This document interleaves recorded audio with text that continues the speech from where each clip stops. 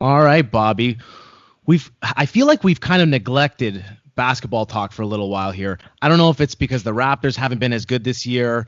We haven't been as interested, but now that the playoffs are about to begin, I feel like we need to catch up on it. And to do that, we have our special NBA insider. He has his own show on Instagram, On the Block NBA. This is Joey Furfari. Joey, welcome to the show. Thanks for having me, boys. What's going on? Just hanging in there. Another lockdown just got extended here in Ontario. Can't go outside, can't do much. So why not talk more Talk sports? hurts. That's Let's it. do it. So let's start off just before we get into playoff discussion. I just want to have a quick chat about the Raptors. What went wrong this year and where do they go from here? I think that when the season started, even like last off season, so like you lose Ibaka and you lose Gasol, and I think that Masai really put all his eggs in one basket with this pipe dream that Giannis was coming. And I never saw it from the beginning. And once he went back to Milwaukee and signed that massive deal, they just like there was nobody left for them to sign. And we saw that when you're signing guys like Aaron Baines and Alex Len.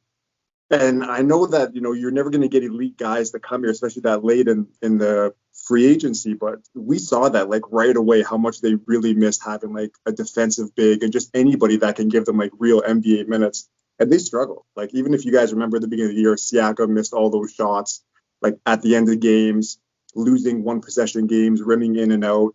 And it was just tough. And to be honest, from there, like they just lost so much ground, and they've been battling ever since the COVID stuff happened, which was inevitable. Like at one point, they were the only team that didn't get anybody, and then the entire team pretty much got sick.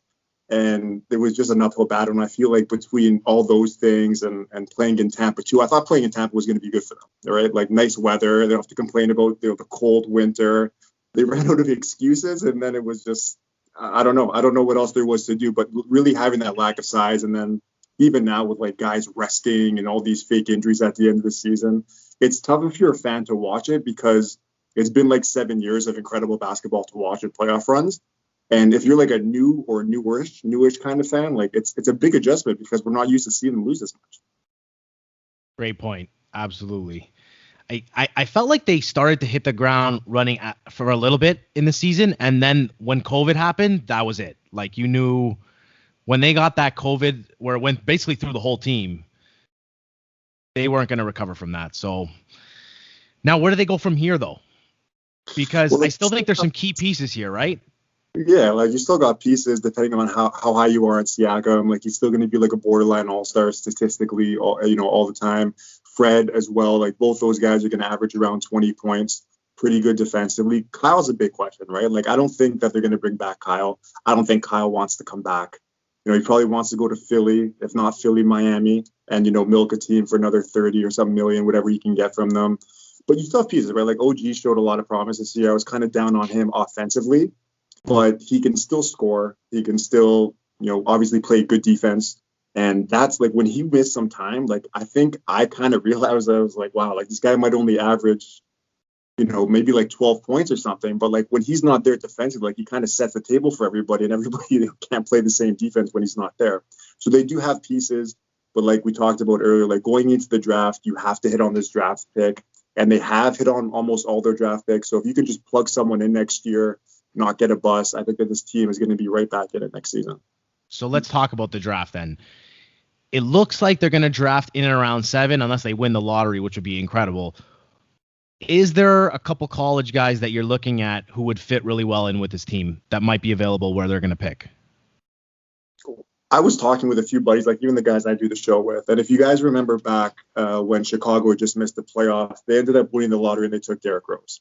And wouldn't that be nice for the Raptors, right? Like after all this hard work, the NBA is trying to do a lot with like anti-tanking. They threw in this whole playoff and play-in tournament because they want every team to be in it, just like baseball did a few years ago, right?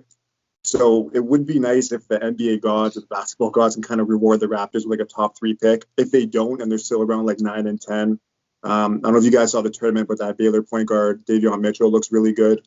Problem with the Raptors is they just like they're a pretty small team, right? Like they have OG and they have Siakam, but when you got guys like Fred and they just took Malachi, both those guys are good.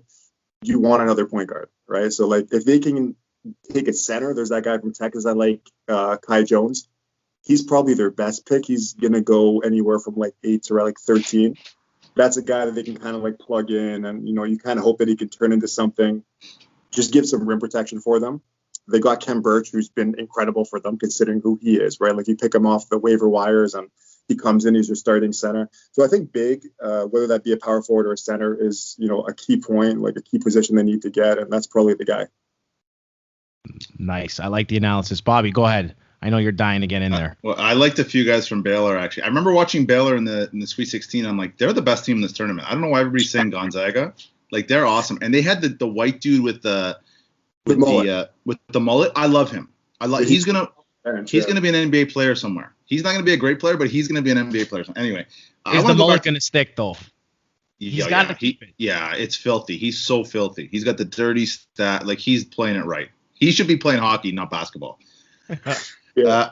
I'd love to ask another. Like, I have a question on why didn't they trade Kyle at the trade deadline? Like, I thought they were still going for it, but wasn't that kind of an odd move if you're not going to bring him back? Or why do you think they didn't trade him? I was so lost with that, and I was so disappointed because I get it. Like, the Raptors, they've from what happened with DeMar and the kind of backlash they took from it. If you guys remember, Lowry was kind of sulking. He did that interview with Rachel Nichols, like midway point, and he was crying like a little baby. I don't think they wanted to, send him packing if it wasn't for an incredible offer. And, even leading up to the deadline, there was a lot of talk, is he going to go? And they were kind of debating what they can get back for him. And I think this year at the deadline, you saw, even with Harden's return at the beginning of the season, right? Like late first round picks, not too much. Then, Oladipo goes. There wasn't a lot of value to trade guys and get anything worth back. So I just think that they I wanted to save face, not, send Kyle going for like a late first round pick or something like that. And at least now the onus is on him, right? Like if he leaves, it's like, okay, whatever, we did our job. We kept you here. We gave you a contract after another contract. We kept you here. We paid you. We took care of you. So that if one day they do raise his jersey, it's not like the Raptors did him dirty like they, possibly did before with other guys. I think it would have been doing him a favor. And I think the Lakers really could have used him this year. Like, that would have been a nice spot to send him. And we know his admiration for LeBron. We talked about the Raptors midseason, and I said, I have a real problem with Nick Nurse, and I think he is a tremendous coach. I think he is. Like, I don't think they win that title without him. But I think he's got a little bit of an issue with, game 41 of the season where he's all over the refs and all over his players, and he's just constantly hammering. And I think he needs to learn, much like the Phil Jackson motto of sitting back and just kind of enjoying the game, and it's a long season. But he's kind of reminding me of Tom Thibodeau a little bit, where I think he's wearing out his welcome now. And I think you saw it a little bit with the players pushing back. Do you see kind of the same thing with Nick? And it's funny because Igor, the guy I do my show with, we were talking about that, and he's been on Nick Nurse a lot. And the thing I like about Nurse is that he's not scared to try things, right? Like we know in sports, and it doesn't matter what sport it is, a lot of guys will just let the players do what they need to do, right? And baseball is really the only sport you can do that, right? Like you let your guys hit, you let them pitch, don't take the pitcher out too early. But in basketball and hockey and football, like you actually have to coach. And there's different types of coaches, guys are going to get in your face, and guys that are just going to, like be calm, like you said, Phil Jackson. But I just think he's, trying to do too much all the time. When it's time to, same in basketball, like Kyle Lowry and DeMar, if you guys remember DeMar, like those guys, and we're seeing it now with Doncic, they get fouled and they're on the refs 24/7. And after a while, the refs, just like the players, if you're a coach, they'll just tune you out, right? It's like, okay, we heard you. We're not going to give you calls anymore just out of spite.